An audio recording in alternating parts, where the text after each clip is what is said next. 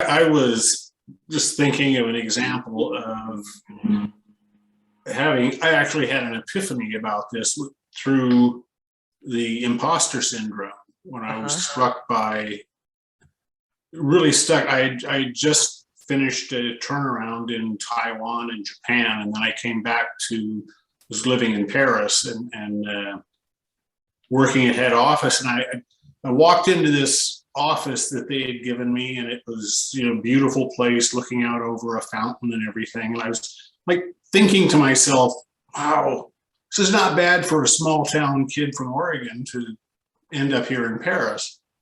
And then suddenly I was struck by this paralysis. It's like, oh my God, I have no idea what I'm doing here. And for about half an hour, I was just in this state of absolute panic about that somebody's going to figure out that I'm an imposter. And then suddenly, through all this, it was really, really terrifying. And then I suddenly realized that I don't know what I'm doing, and neither does anyone else. And that was to your point, Felicia, of recognizing that we will figure it out, but nobody knows what they're doing. They're all pretending. And leadership is so often about pretending that you know what you're doing until you actually figure out the strategy for doing it. And it's terrifying, but then it gets really exciting. And I would actually say, that happened about 30 years ago. And I don't think I've been frightened ever since then.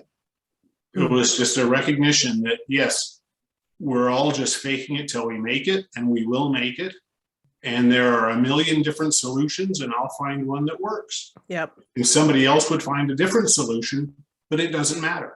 Yeah.